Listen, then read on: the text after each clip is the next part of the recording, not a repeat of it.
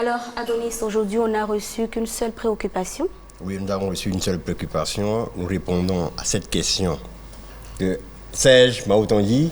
Quelle démarche faut pour obtenir un passeport?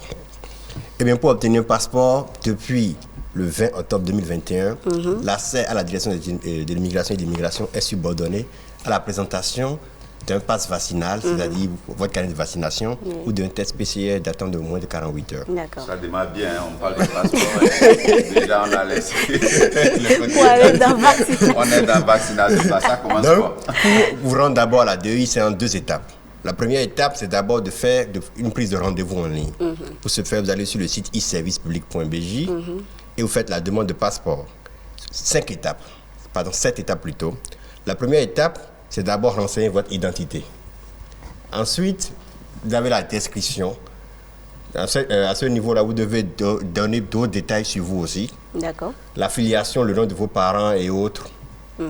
Ensuite, vous avez les contacts, c'est-à-dire le mail par lequel on doit vous dire, bon, vous pouvez passer, chercher votre passeport. Le rendez-vous, pouvoir le notifier et autres.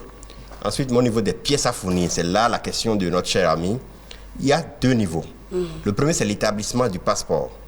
Vous devez envoyer d'abord en ligne un scan de l'acte de naissance sécurisé qui est délivré par l'ANIP. D'accord. Un scan du certificat d'identification personnelle délivré aussi par l'ANIP.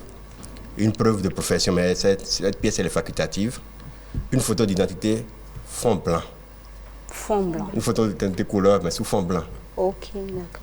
Ensuite, pour les personnes qui sont âgées de moins de 18 ans, un scan de l'autorisation parentale et un scan du certificat de nationalité pour les naturalisés béninois. La dernière fois, on avait parlé du processus de naturalisation. Oui. Dès que vous prenez le rendez-vous en ligne, vous devez vous munir maintenant de la copie de l'acte de naissance sécurisée. Parce que supposons, dès que je remplis ces formalités en ligne, mon rendez-vous est dans 2 semaines. Oui.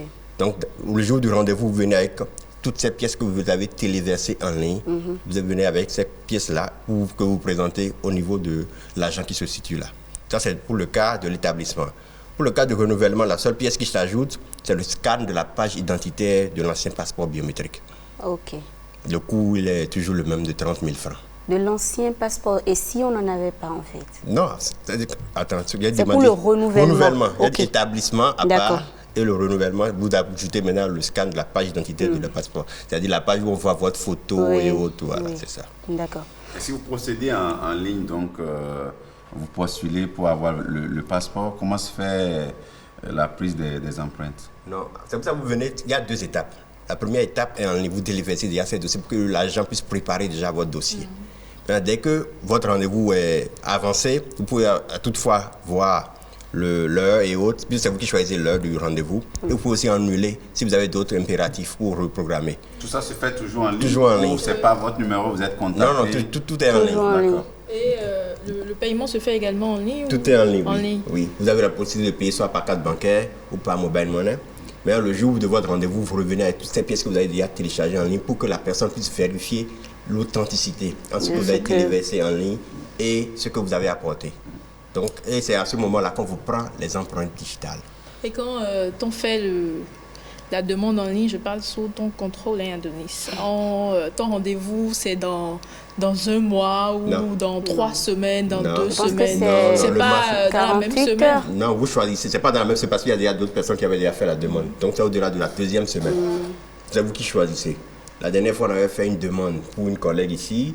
Elle a préféré choisir le rendez-vous parce qu'il y avait une autre plage à partir du 27 décembre. Mais elle a préféré choisir le 29 décembre à 9h.